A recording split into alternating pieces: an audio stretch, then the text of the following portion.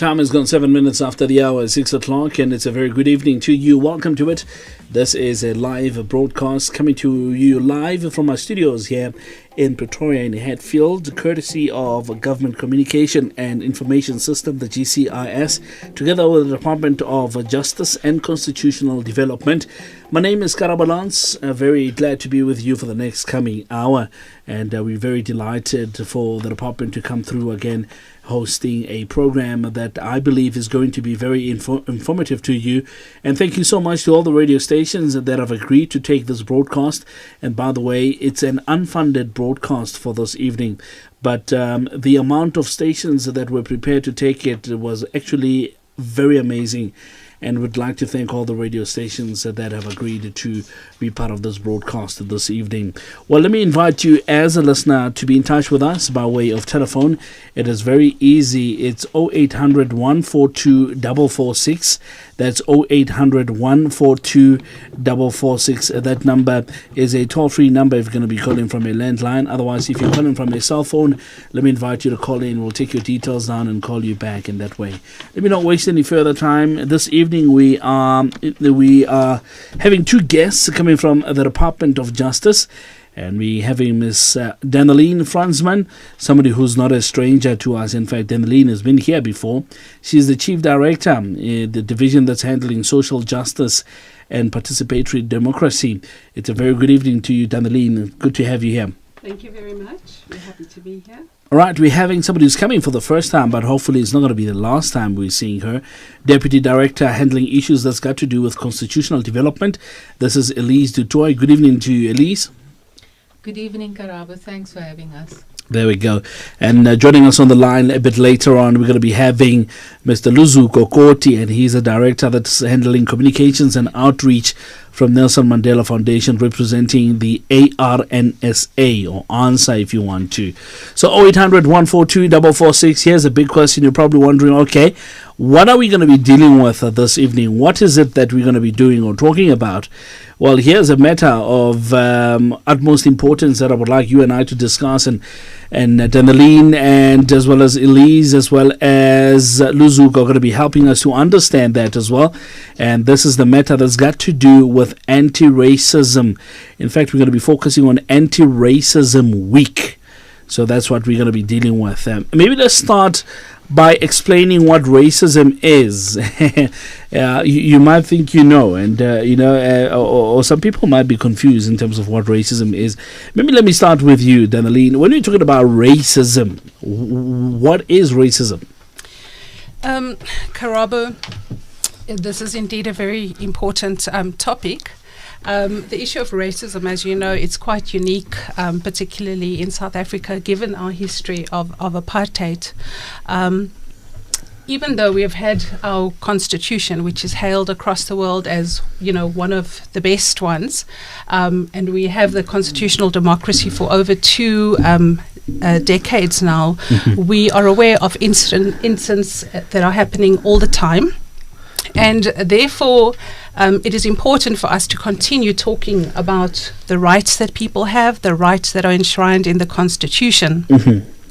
So you asked about the question of racism. So we, as a department, we have a mandate to, amongst others, guard the rights enshrined in the Constitution and to ensure that Constitution is developed, that laws and policies are in line with the Constitution. But coming back to the definition of racism, we do look also at international instruments, for example, the International Covenant on the Elimination of All Forms of Racial Discrimination, which does set out what is the definition of racial discrimination. But racism is a form of, it's an ideology or a belief, really, that is related to a belief that someone is more superior or inferior to another person based on the color of their skin.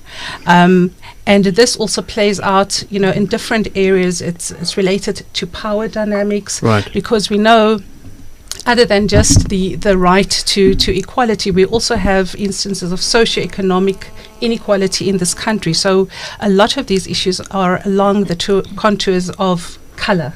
So racism is definitely an evil that we still need to work at rooting out. Right. Mzansi, let's talk. 0800 142 446. Let's talk about racism. We're going to be focusing on Anti-Racism Week, right? But I would like us to talk about racism as a whole as well, so that we can understand this a bit better. I've just been told that Mr. Luzuko is on the line. It's a very good evening to you, Mr. Luzuko. Good evening. Thank you for having us. Thank you so much for making time to be with us this evening. I really appreciate it, joining us as for the next coming hour. So 0800 142 446. That's 0800 142 446. Anti-Racism Week. Let's start there. When does it start? When does it end? What activities are going to be happening there? Maybe you might want to jump in there, Elize. Yes, Anti-Racism Week happens every year for the last 3 years, and it was initiated by the Anti-Racism Network of South Africa, and it happens between 14 to 21 March. And it culminates on the Human Rights Day and also the International Day for the Elimination of Racial Discrimination. Right. And are there activities that are going to be happening on that week, specific dates, specific venues maybe that we can go into? Yes, I can respond to that. The Anti-Racism Network has about 80 organizations that work with them, that's affiliated to them, and the Department of Justice and Constitutional Development is also part of that. So the activities are mainly planned by ARNSA, the abbreviation for the Anti-Racism Network. And if I can share with you, tomorrow there's a Pretoria Central High School where the Department of Justice will host the program. And then on Friday, on the 16th of March, it will be the Pretoria Boys High School. And then there are also a number of other activities taking place at night. The first one is by Professor Achille Mbembe, talking on the roots of racism tonight at Wits University. And then we have on tomorrow night, it's the app launch, and there's an app, and I think Luzuko will be able to tell you more about that in Auckland Park. That is actually during the day. It's not at night. And then on Friday night at the Apartheid Museum, they are having a United Kingdom, the film on mixed relationships, that will be hosted. Right. I think Koti will definitely jump onto this one here. I think they're mentioning something that I'm pretty excited about and looking forward to be understanding a little bit more about it, and maybe getting myself involved in that as well.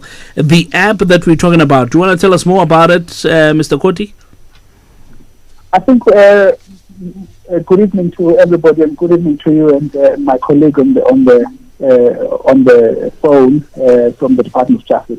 I think importantly for us, we as a foundation, is that we have to commit and continue with the work of rooting out racism, and it is part of our ongoing message, which is why on an ongoing basis we partner with organizations across South Africa, but also across the continent and globally, to find solutions to the challenges that we face that keep bringing up the incidence of racism. And we know that there are places that become almost like hubs of racism. Places like schools, places like workplace, and so on. And when we feel that with the kind of focus that racism and the efforts against racism get during this week, should actually help us to try and expose the real issues around racism and be able to expose it.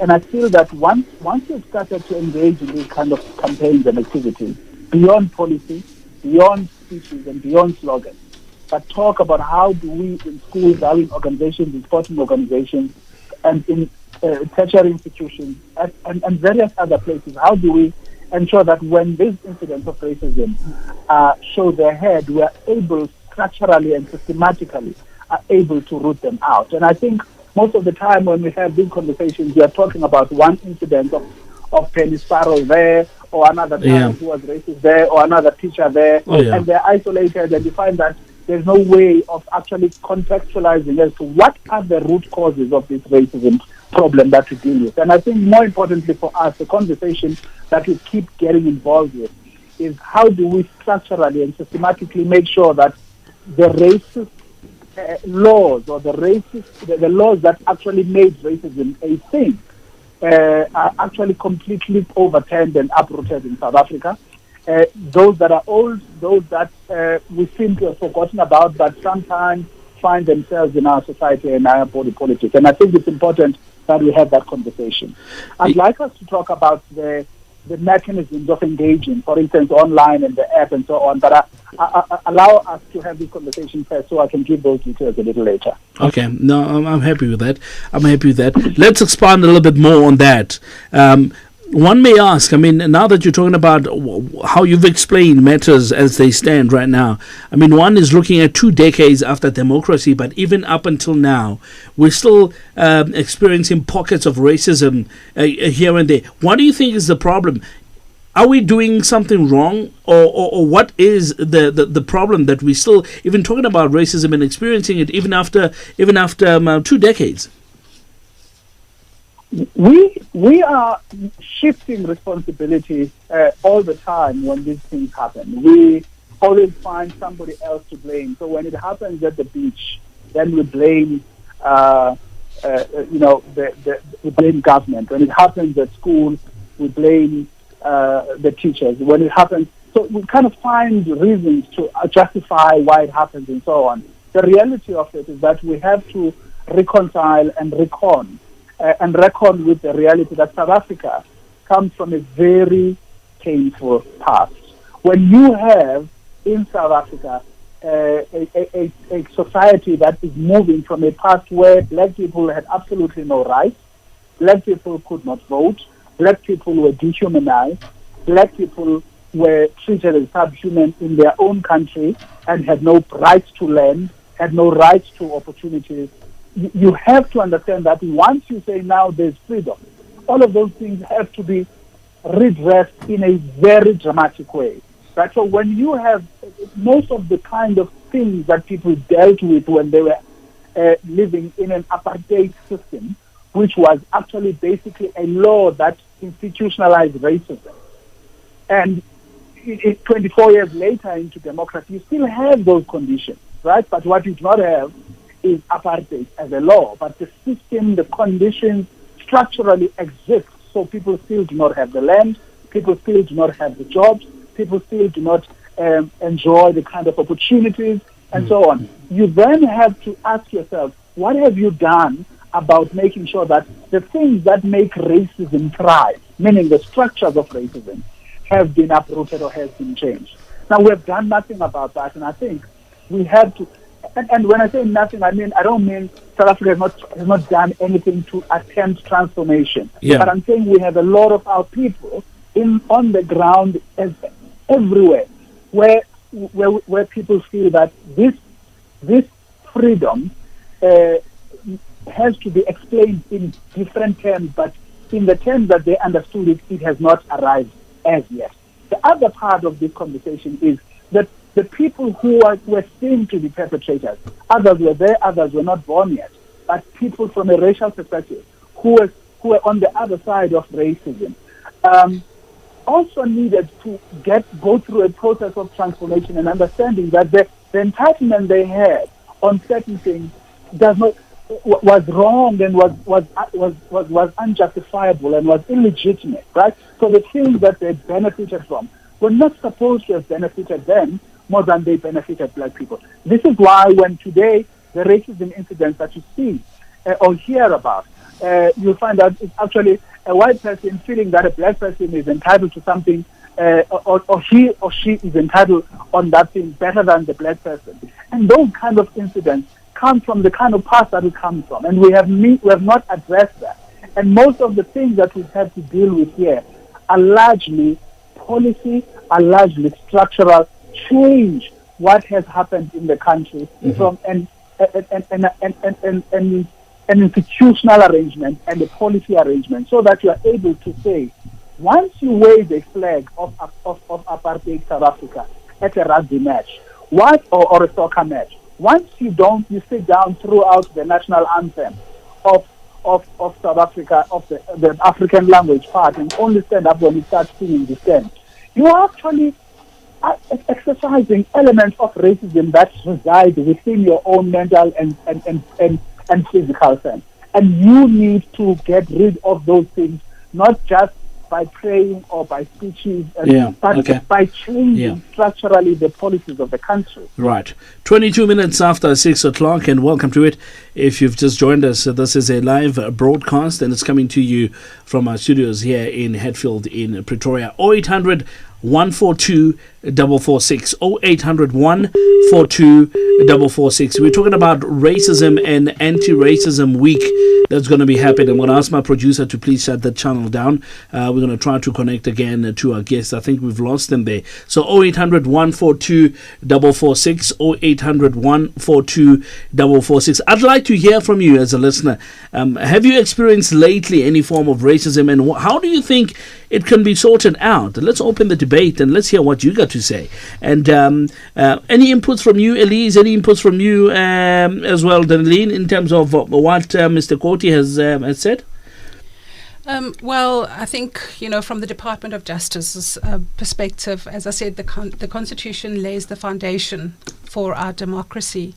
In terms of steps that the department has taken, it has created, for example, the Equality Act, in terms of which these special courts, so-called equality courts, have been established.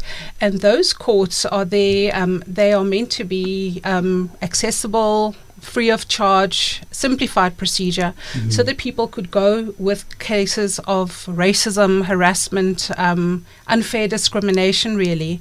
Another thing that we have done as a department, and that is quite at an advanced stage at the moment, is, in light of all of these incidents that are happening in spite of our constitutional democracy, is to develop legislation that deals with issues of hate crimes and hate speech. As you know, there has been extensive public consultation and engagement on this. It's quite a controversial issue, given that our Constitution also guarantees the right to freedom of expression. But it was felt that in light of all these issues, and also in terms of our international obligations, that we have to create legislation to address that. It is at an advanced stage. I think it soon will be going, if not already, at Cabinet for consideration.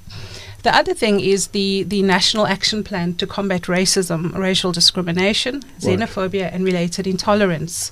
And that will really provide a public policy framework for the country, also arising out of international obligations. But that will really be a blueprint, not only for government, but for all sectors, to come up with concrete measures that will address the lived realities and discrimination that people still experience on the ground. Is the department open for public input as far as that is concerned? Or is it something that's already done and is closed? Or in terms of the National Action Plan, we had extensive national consultations during the 15, 16 and 2016 across all provinces. We actually use your platform, Let's Talk Justice, as well, to raise awareness. We have received a number of very rich and very vital inputs and comments, which we are considering, and that will in the end inform the final draft of the document that we intend to take to Cabinet by the end of this year for approval. Right, 0800 142 446, 0800 142 446. You're more than welcome to speak in any language of your choice. I'd be very happy to hear from you. You can do that. You're more than welcome to do that. Any of the 11 official languages, you're 100% welcome. In fact, I was chatting to Elize. Elize was saying to me, you know what I'm going to do? I'm going to throw in a line or two of Afrikaans. Yes, baie welkom in die om dat te doen. So skakel ons gerus 0800 142 446. Dis die nommer om te skakel. Gesels saam met ons. And then we got through 4 lines there. I counted them. 4 Afrikaans lines. So 0800 142 446, 0800 142 446. Racism. We're trying to curb race. And I see you guys have got some stuff in your hand. Tell us about that. You know, we should have taken a photo. In fact, Victor should come in with his camera and tweet this. Guys looking very awesome in their hands. They've got stuff that's, is it bangles? What do they call them? Wristbands. There we go. I'm going for bangles. I've got my own here. In fact, they've just given me mine. You should see how cool the stuff is. Tell us about that. What is that for? I'm going to put them on as we speak. My goodness. Okay, let me respond. We call this our armor because it says #take on racism. Okay. And this is a wristband that we use with schools. We have a school program, so Anti-Racism Week dialogues and activities will not stop on the 21st of March. It's going to continue. The Department of Justice Constitutional Development continues in schools, and we are proactive and we go to schools and take a short period en huwelik Afrikaans praat. Ja, want dit help nie om altyd net ons skole in villages en townships te besoek nie. Ons wil graag hê as iemand luister van 'n skool in 'n suburb, in 'n neighborhood waar daar gemengde groep kinders van alle rasse is, dat julle vir ons 'n platform sal gee sodat ons kan kom en ons gee die wristbands uit. Dis so 'n armbandjie wat die kinders hou nogal daarvan, and so that we can come and say, what is your commitment towards racism? Gedurende hierdie sessies verduidelik ons 'n bietjie wat is rasisme, het jy al dit ervaar, het jy al gesien dat dit gebeur, wat het jy gedoen daaroor? En dan kry ons 'n commitment, ons doen 'n anti-racism pledge, en ons gee ook vir die skole poster waar hulle kan teken, hulle kan sê, maar ons ondersteun hierdie commitment wat ons maak. Let me go back to English, it's sometimes easier. It's okay. When you work in English and you have to speak in Afrikaans. So we give them and we solicit from them this commitment, and the pledge actually says that can I say to you what the pledge is saying? I believe, yeah. Okay. It's a pledge that says, I pledge to learn about racism, talk about racism, speak out against racism, report racism, and act against racism. And this comes about that now if the app is there and legislation is there, then you can report and you can act against racism as well. So ons wil regtig vra as daar enige van die skole is of iemand betrokke by 'n skool waar julle Afrikaans of Engels doen en julle het 'n gemengde groep kinders van alle rasse, kontak ons by die departement sodat ons kan kom. Ons weet julle het 'n akademiese program, julle is baie besig, maar ons vat omtrent 'n halfuur van julle tyd. That's awesome. 0800 142 446. That's 0800 142 446. Let's hear what you got to say as a listener. Going all the way to Zebediela, and we're chatting to Tabo. Tabo, good evening to you. Dumela. Legaina. Awaro, namna puchal na ring. Na kere kanti di racism chair di wana arnalo di wana modi di lateking di teori kana ka di video wana motho ba nna ke butsa ba gore ya ba Department of Justice gore di ka tswe ka mokuta owe di fetsa di direrile ka mogao ke eng ba tlogang ba itsweleletsa gore ba bontshe batho ba gore ba ka se tsweletse le go tlhorisa batho ka lebaka la gore ke di racist di capture wa mola dinako tsa ka hlolo ya gona sentencing ya gona e tshwana formally ya gore ke botlhate se bo ba bona ba video ba bo ke yana ke ntwe ke nyaka go etse. All right, cool stuff. Get about Tabo all the way from Zebediela. 0800 142 446. Tetangi racism. If mhlawumbe now you've been a victim to this, or you would like to throw in a word or two with regards to this, maybe you've been effective in terms of curbing racism in one way or the other. Would like to hear from you what you've done, and I'm sure my guests will be very excited to be hearing from you as well. I'm talking about Danaline, Franzman, as well as Elize, Toit, and of course not forgetting Koti, Luzuko Koti, coming all the way from the outreach, communications and outreach from Nelson Mandela Foundation, representing ARNSA this evening. And we would like to hear from you, listener. 0800 142 446. Tabo wants to find out, we've seen quite a number of these racist acts on mostly on social media, really. What is the department's follow-up once these have been seen? Can one be prosecuted for an act of racism? Thanks for the question, Karabo. Well, the department, on talk shows like these, raise awareness so that people know what their rights are and also where they can go to lodge complaints or to seek redress. One of the things that the Equality Act that I referred to earlier actually requires is for the department and actually all departments, but particularly justice and then the Chapter 9 institutions to assist complainants with such cases to take these to court. So the equality courts would be one form of an option available, going to a Chapter 9 institution.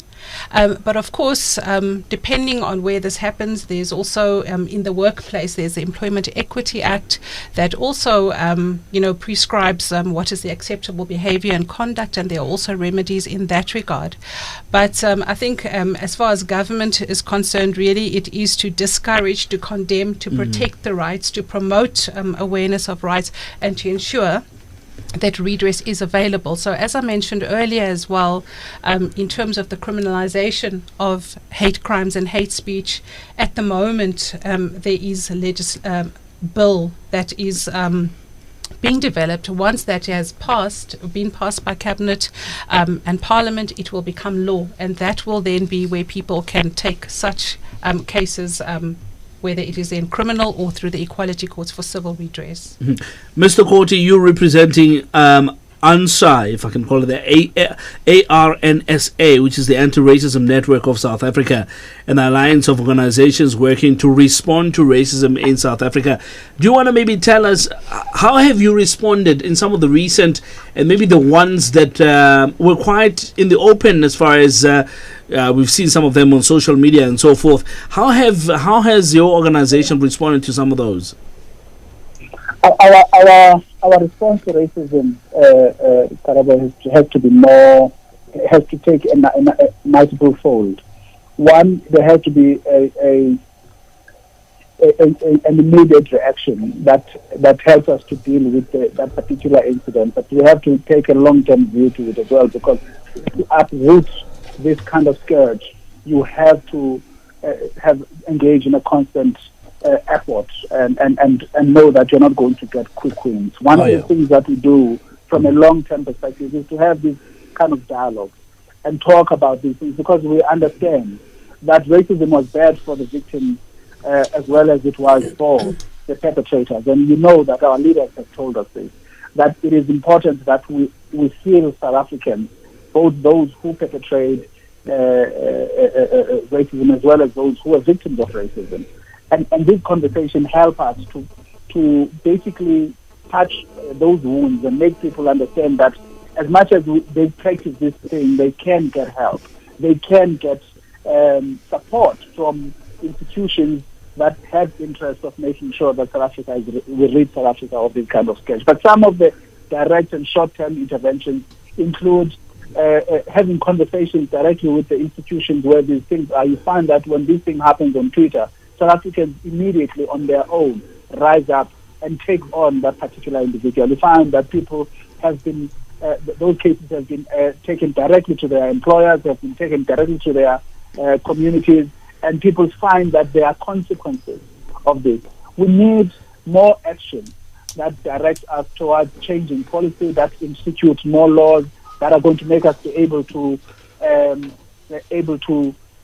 act on these incidents legally and actually prosecute people who act in a racist way. And I think one of the things that we've done now with this app helps us to respond in that way. So this pilot project, it's a pilot project for now. We hope that we are going to be able to reach other platforms. We are only able to download the app if you are using a Samsung. So we only have that kind of capability at the moment. It's called the Mandela Racism Reporting App, right? And this helps us to interact as South Africans where racism is prevalent or where racism is happening. So the app helps us to basically understand the trends of racism. So if, for instance, there's a particular area that is higher prevalence of racism, we're able to target that area and say, through this app, because there are more reports that are coming through the app and through the various cases that are reported then and are captured as part of the data, we're able to get a sense of how much racism is prevalent in what particular area, and therefore the hotspots can be isolated. So we have trend analysis. And then we have another objective of this app is to grow the network, because we have, as ARNSA, many organizations that are part of this network. However, we feel that the more organizations are getting involved, the better we're able to uproot and actually confront racism as South Africans. And I think more organizations such as churches and other CBOs and NGOs getting involved would help us to send a better message, a more coherent message, a more direct message, as far as what do we intend to do about racism in South Africa. Because you have to look at it from a transformative tool that, more than it being a punitive tool. So we do not want people to look at it as this is something that is designed to punish them, but to help them transform psychologically, mentally, and in all forms that are possible. And of course, lastly, to deal with the complaints. One of the things we want to achieve with this app is to be able to deal with the complaints that come through.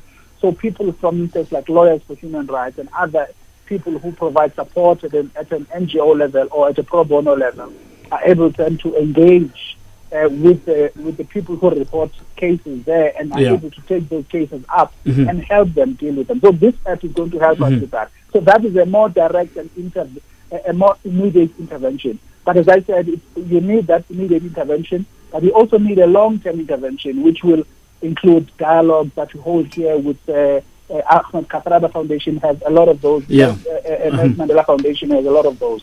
So we need those kind of conversations which are difficult conversations with with key organizations that find it difficult to transform, or perhaps to take a position that is helping us to do away with racism. All right, I'm going to come back to you, Dr. Koti.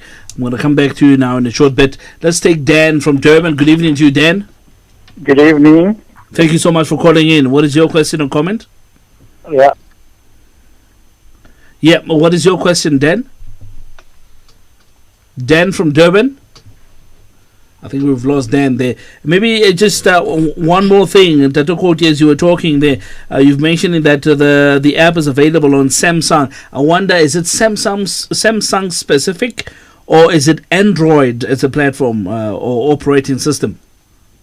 It is Android specific. Most people use Android through Samsung, so that's why I made that reference. But if you are, for instance, the Apple iOS system, then you probably won't be able to do it now, because at this point we are still at the pilot stage. So when we launch it tomorrow at Mancosa at the Auckland Parkway, we invite all members of public to participate and to come and interact with this app. We are going to obviously be looking, post that launch, we're going to be looking at how we open it up and how do people interact with it, and whether or not it addresses some of the things that we require them to be addressed. All right, cool stuff. All right, 0800 142 446, 0800 142 446. Dan, are you back? Dan from Durban? Yes. Thank you so much, Dan. What is your question or comment? I just want to talk about racialism that you got on the air. Am I on the air? Yes, you are. I just want to know, my comment is that I believe racialism starts, the root problem is segregation. Like if you look at the black community, you got different tribes. You look at the Indian community, you got different languages. Whites got different languages. If we can get together there and break segregation, and then we can unite with one another. And I believe that's the root problem. You look at the children of today. I've got 6 grandchildren. They got no problem with racialism. They get on so well together. I believe it's just our adults that need to get these things sorted out. Thank you so much for your comment, Dan. I really appreciate it. And we're going to explore that a little bit more. But before we do that, let's take a Tsepo from Klerksdorp. Tsepo? Tsepo from Klerksdorp. Ya thaba ho tlo wena ntate wa ka potso ha o re ntate bua ka ke ena tselena wa bona ntse ena ya racism ya karabo de ka se ka teng nna go ntse ene ka kgona gala fa mo departmenteng ya justice because ha o lebella hangata go nga ba ka engage pele the political parties di go di le bone gongwe nna pulo re le bone ba itseletsa pele go tswa mo makokong a bona ba kopane ba le ka go bua ntse ya selena ya racism ya go go fedisiwa because now what's going on go dimo kwale because hangata o utlwana go tlhagella go tswa go se ba go dimo ba le a tlhagella kwale timo duta go tswa go bone kwale so a tlhagelle le bone kwale ba rutile ntho ena ba ibue le bone ko makokong a bone ba kgone go ruta batho ba bone gape ena o tla gopola le maloba kwale ka ntho ya mogantolo wa go bolela go tshwara di plasi kule go ba le ntho e dira diragala ka gopola gore ka moganto mongwe go dile go ba le gore ba bangwe bana ba tsedi tsela ba bangwe go di ba di bedisiwa mo tseleng ba bangwe ka gone tsa bone go go tsagana di ya tsagala mo so anto ena department ya justice ya ba yetsa ka go lekalekana ba sa tlhopiselo ha ba etsa ntho ya balance ntho ya racism aba lentse ka go lekalekana ba sa tlhope gore ke mang as long ele motho wa mmala o se a yetsa aba kgone go etsa ka bojotlhe ba la kgatlhanong le yona and then le rona re di radio station e ka ba ka mo platform ya le ke rata go kuela mo di community radio station tso re di manetseng like now gore a di tsena re bua re dilo re ruta batho re go eletsa go ntse gore ntho ya racism re kgone go e fedisa re kgone go e tshwaraganela rotlhe di puso gore kgone go e fedisa e ka fela ile gore ke ntho ya e le gore e buiwa gangwe ka nako itseng fela ka nako itseng a go diragala ditseo e le gone gape tlhagala gape go bua ka ene ya racism ena a re bua ka ene mo dikerekeng a re dile re bua ka ene. Thank you so much, Seppo from Klerksdorp. Here's Danny in Joburg. Good evening to you of Huyanand, Danny. Yes, I'm still holding. Thank you so much. You're on the air now. Good evening to you. Good evening. How are you, sir? I'm very well. Thank you so much for asking. What is your question or comment, Danny? Yes, Danny. Well, Danny, let me ask you to switch your radio off before we even go further. I can hear myself talking in the background. All right, no Love problem. my voice, but not to that extent, really. All right, are you done? All done. Let's go for it. All right. Okay, what is your question or comment? So basically, my comment is, basically it's a statement. I just want to say racism has gone from a point where it was basically where black people were on the receiving end, but I feel it's gone to a point where now racism is now reflected onto people that were not even involved. Like, I feel a lot of people will now want to be racist to white people because they say, oh, they evolved, this is their history, they did this to black people. But what people don't understand, they're imposing on white people's rights as well. I'm not saying that was never done, but I'm saying we need to get to a point where we are able to move forward and not always bring up that one side, one racial party was treated different to the other racial party. So there is just a statement I'd like to make, and Thank you so much, Danny, for that. In fact, I was waiting for somebody to touch on that. I don't want to push it myself, you see. So thank you so much, Danny. Enjoy the rest of your evening. No problem. All right, 0800 142 446, 0800 142 446. If you've just joining us in the studio is Miss Elize Toit, as well as Mr. Koti Luzuko, and of course Danaline Franzman is with us as well. We're talking about issues that's got to do with racism. In fact, what we're trying to do, we're trying to promote what we call the Anti-Racism Week, and we're going to be exploring a bit more of that. But it's quite exciting that people have opened up and they're quite willing to talk about this racism. Here's something that's very important. I'm going to go back to what Seppo said and what Dan has said as well. But let me touch on what Danny has said, because a lot of people are saying, okay, we understand we're coming from a bad past, a very toxic past. But it looks like the reverse is being done now, to be specific to white people. It looks like reverse racism is now in action. What is your take on it, ladies and gentlemen on the other side? Thank you for that question. Well, our Constitution, as well as the Equality Act, because those are the main pieces of legislation that deal with these issues of what I should call unfair discrimination. So any discrimination or sort of unfair treatment on the basis of certain grounds that are called prohibited grounds is not allowed in terms of our Constitution. So whether it is black on white, white on black, or any kind of racism is really not acceptable. But we talk about these issues about what is racism, its beliefs and ideology based on, beliefs that certain race groups are superior to others. And we have to look at the context, look at the history in our country. And it's clear the Constitution says take a contextual approach. You cannot disregard our past. The purpose of the Constitution is to achieve transformation, social cohesion, and really substantive equality. In other words, not just treating likes alike, but also looking at issues of equity. And that's why one has to bear those issues in mind. But of course, again, to repeat that, really no form of racism, hate speech, no matter who it comes from and who it is directed at, is actually acceptable or constitutional.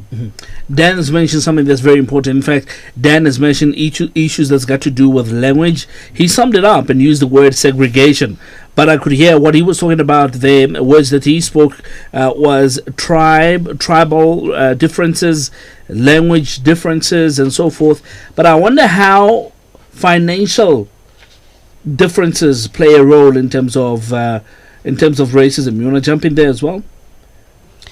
Have there been cases where you're exposed, and when you really dig in, you can tell this is rooting out from a financial perspective or economic perspective, you want to put it that way? Well, I mean, that's one of the things that I would say fall within that category of really substantive equality, is that, people should all have at least minimum amounts, have a decent standard of living, access to housing, food, those basic amenities of life. And because we come from this apartheid past, we haven't actually achieved that yet. So even though we have equality on paper, the reality is that the landscape it's very uneven, very unequal, and as long as we have these economic inequalities, then I fear that sort of that ideal of attaining an ideal society that is really equal, it's still some time and a while away. Would you say that at a political level this has been explored extensively or not? Any of you can answer that. Do you think politically we are tackling this? It is being addressed. I mean, there are we have the National Development Plan that sets out a long-term goal, and the vision of that plan is by 2030 we will have a society that is cohesive, tolerant of each other, where inequality has been reduced. And the Department of Justice, for example, contributes towards one of these outcomes. It's called Outcome 14. It deals with nation building and social cohesion. It's aligned to the Chapter 15 of the National Development Plan. One of the sub-outcomes there is about achieving equality, redress, inclusivity. And although much has been done by the department and that outcome, the reality is that achieving economic parity or equality, it requires the involvement and efforts of many other departments. So the economic development, industry, it goes to issues of job creation. The land issue has come up now as well. So these are all the triggers that will allow, or once it has been addressed, will really assist to achieve redistribution and equity. Mr. Koti, your word? We think that there is more that has to be done from a leadership perspective. And we know that a lot has been done to ensure that the institutions are stronger. So institutions such as the Equality Court are doing a lot of work. The Human Rights Commission and many other institutions are responding, I think, effectively to this. But we know that the capacity of these institutions versus the kind and incidence of racism that we deal with in South Africa is probably much too little, and we need to do much more to ensure that as a country we are fit and proper for the kind of role that these institutions have to play in responding to these.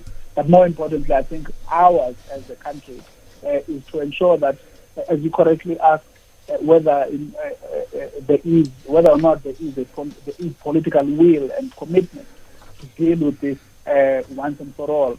We have to accept that this is an ongoing challenge that is going to require aggressive intervention, and people have to accept that it's not going to be all sweet talk and all smooth conversation. Some of these are going to be rough.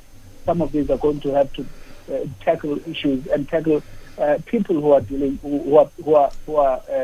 perpetrators of racism much more harder than it used to be. And I think that, for me, suggests that South Africa has a long way to go. And one of the most disheartening things is really that South Africa is one of the very few countries where racism is prevalent in the way it is in the African continent. And why? Why should that be? When we have set a tone for most of these countries in the continent in all other fronts. So it has to be something that we frown upon, that we are concerned about, but we have to increase our level of commitment and political will on this matter. All right. Coming up, I would like us to talk about not taking laws into our own hands, which is another problem that we face as far as racism is concerned. But before I do that, let me take Oluwethu calling us from the Eastern Cape from eCala. Oluwethu? Molo tata, kunjani? Siyaphila tata, ndingu-Oluwethu Mdeyiswe eCala eMzibani FM tata. Ndiyabulela tata, umbuzo wakho uthini? Ndicela ukubuza tata, njengoba uthetha nge-racism, kukho into evamileyo nedumileyo wokuhlukunyezwa kwabantu abanesimo se-albinism. Ingaba i-albinism yi-racism okanye yintoni xa unontolikela nje? Okay. All right. Thank you so much there, Oluwethu. We'll explore that. 0800 123 142 rather. 0800 142 446. 0800 142 446. Here's Lucky Mlisa. Lucky, good evening to you. Good evening, sir. Yes, sir. Thank you so much for calling in. What is your question or comment? Mine is basically in and around, the racism and tribalism.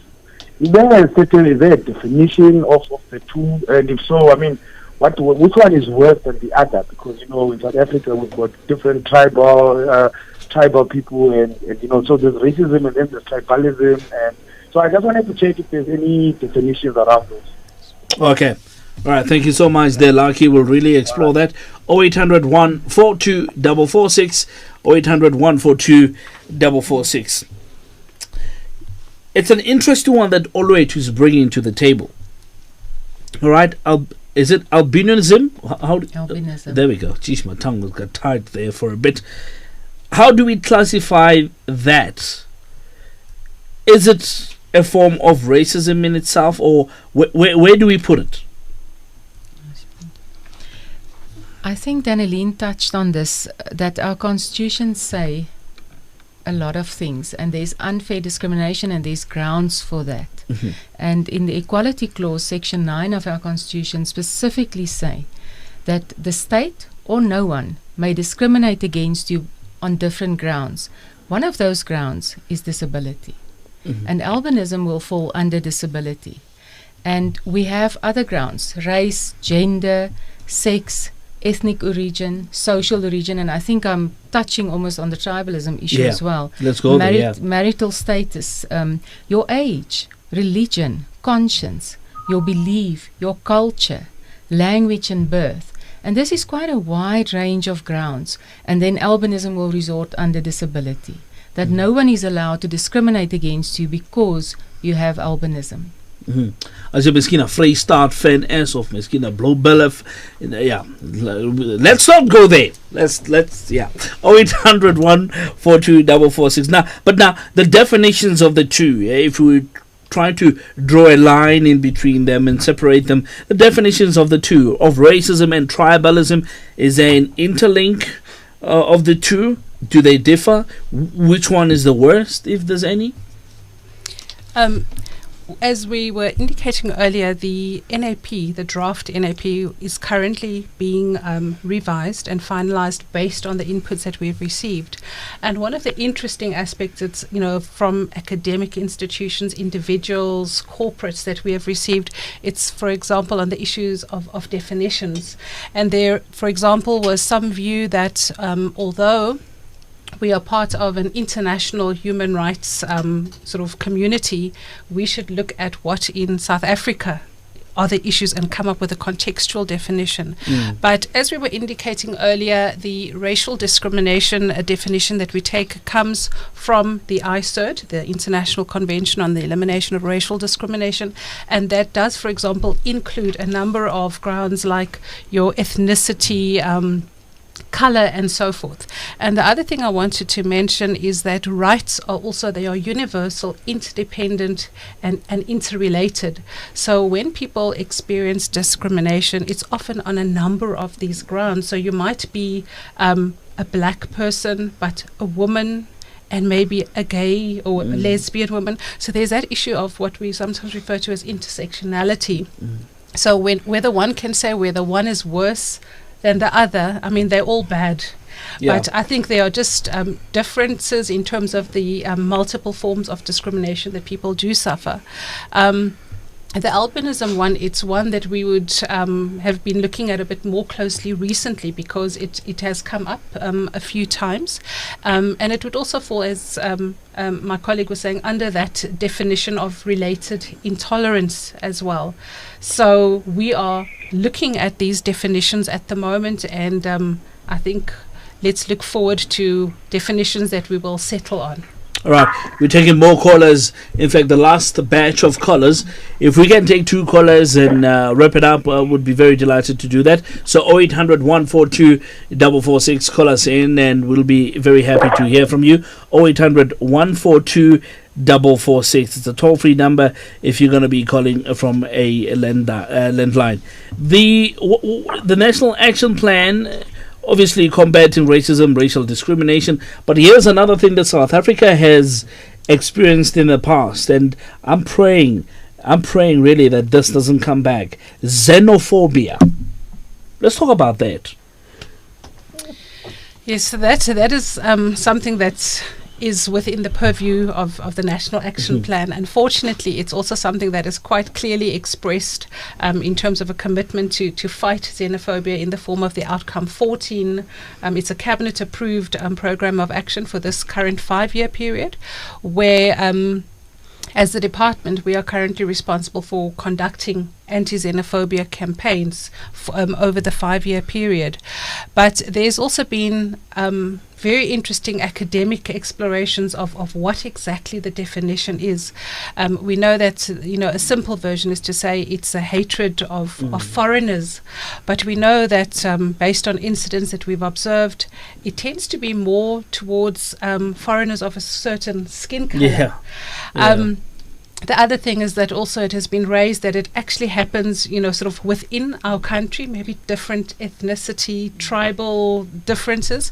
So we are probably going to look at a bit more of an inclusive definition that just looks, the othering based on whether it's your social origin, nationality, but an inclusive terminology. All right. Debo from Vegas. Okay, let me take a call. I wanted to tell you something that's very interesting. While we were growing up, the lighter you were, even in the black community, the lighter you were, the more sort of superior you were taken. It's very, very interesting, even that. We'll explore that just now in a short while. Debo from Burgersfort. Debo. Yes, thank you very much, Karan, for taking my call. There we go. Thank you very much. Yeah, the thing is here, I want to understand, actually, because normally we do profile antisocial tendencies, more especially in reference to hate speakers and racists. How do you, categorize a racist, whether black, white? I mean, when you look at them socially, economically, and politically, that's my first question. My last question is, does really the Equality Court has a deterrence on these people? Like, do they penalize them or do they rehabilitate them? Does it really have truth to think on these people? Because really, after 20 years or some 250 years of racism and all this anti-social behavior and tendencies by people, I haven't seen improvement at all. Thank you very much. All right. Thanks, Debs. I'm calling from Burgersford. Really appreciate it. It's gone 2 minutes after 7 o'clock. How do we categorize a racist? Can we even start doing that? Put them into categories? You're a class racist. I don't know. But how do we you're more than welcome to jump in there, Koti. How do we categorize a racist? Yes, go for it. I would like to go back to the definition. Can you hear me now? We can hear you. Yeah, we can hear you. Hold on for me there. Hold on for me there. Elize is just explaining something quickly. So what we look at, and as we said with the Constitution as well, we don't categorize them. I think in the end, court will decide that. And I hear what is said, that does the Equality Court have teeth? And there's quite a number of things. And we look at color and race and ethnic origin, etc. But there's nothing that categorize a racist. I want to go the other way and say, when are we going to look into ourselves? We've talked about leadership and department and responsibility of organizations, etc. But when are we going to look at where does this mentality of racism come from? And did we, in the past 23 years, 24 years this year, did you go as an individual and look at yourself and say, am I racist? Do I have any racist issues, ideas, things that come to mind when I talk, when I act? And I think that's what's important, that we look at why do we do these things. The theme of this week is #root out racism. Let's look at the roots, but let's start with ourselves and say, is this, when I do 1, 2, and 3, when I swear at the taxi driver, is it because he's black or he drives badly? Oh, yeah. And that's, I think that's the internal dialogue that we have to start as well. Most of the time it's because he's driving on the... Okay, all right, let's take... is it Malefa Mashilwane? Malefa? Okay, hello? Yes, sir. Good evening to you. You're the last caller, by the way. Okay, no, I'm blessed. Go for it. What is your question? My question is that how can we resolve this case of black-on-black hate, as well as, I know that we're speaking on Anti-Racism Week. Hello? Yeah, Mamela, I'm listening to you. Yes, because we had a case here in Mokopane where a doctor, a white doctor, was having 2 separate toilets for his patients. So I just want to know as to how far is our government doing regarding that? How are they making sure that we are eliminating this kind of occurrences in the future to come? All right, okay. Thank you so much for that. Let's take our last caller. It's Partco, I believe, is on the line. Good evening to you, Partco. Partco on the line? Partco, are you listening? Oh, Gilebs. Oh, sorry, bro. Lebs. Eh, le wahan run out. I am off last minute, man. Yarr. Out go ahead. Kapiliana KB. Aribua ka bu racist. Ki kopa ari thusa fela. Kinzegna ultoral na KB. Kinzegna lo ena bruak. Ya, nalma tata mona. Program yana if money 10 minutes say kadile to the lightning. Aribua ka ebu racist. Ki kopa bana ba khona uri ba ke batho, especially to the rural areas whereby mabenkeleng ana nang batho ba basweu o fumana hore batho ba rekang le ba sebetsi ba hlokometswa ha bohloko hantle ntate bana o sebediswa haholo ba basweu bana le bo K word ana ba sebedisang batho ba sebetsang ha mmo le bareki ke re ka thabela dintho tse tshwanang le bo di-outreaches a di ketsa etsuwa tulong tse tshwanang le bo Aliwal North, Jamestown, especially to the rural areas. Thank you so much, Lebohang from Lebohang Kasipe from Takalani Community Radio. Maybe let's tackle that, and we're going to be closing it off. Any workshops that you're putting together? Okay, we're talking about obviously the anti-racism week, but going even post this, even after this workshop, roadworks, road shows rather, especially in areas with a high concentration of racism, especially having the app now that can indicate and flag those areas. Any of those that are coming our way? Well, as Elize said, there are these activities that are happening this week, but as part of the plans of the Department of Justice, right now it's to finalize this national action plan. Once that has been finalized, as I said, in this financial year for cabinet approval, then the plan is to really go back again to communities, to different sectors, to raise awareness and have these dialogues and discussions and talks and engagements in workplaces, at schools. We will continue to do that, and as we are doing currently through the with the Anti-Racism Network of South Africa, we will continue to use such platforms such as these to also have conversations about that. So we are definitely planning going forward as a longer term project. All right. It's gone 8 after 7. I think let's leave it at that for this evening. Thank you so much to my guests coming from the department. This is Miss Elize du Toit. Thank you so much for your time. Really appreciate it. Danaline Franzman also coming from the department. Really appreciate it. As well as Mr. Luzuko Koti coming from the Communications and Outreach from Nelson Mandela Foundation. But this evening representing ARNSA. Thank you so much for your time. Hope to see you again soon. Thank you very much. And thank you for the armbands as well. And my daughter's not getting any of this, I can tell you now. So there we go. Thank you to the team that's making this happen. It's Reginald Sanyane on sound, as well as Linda Mazibugo on telecommunications. And thank you to the guys in the video section as well for making this available on YouTube. We really appreciate it. From myself, Karabalance, it's a wrap. We'll meet again next time. Yeah, ciao for now.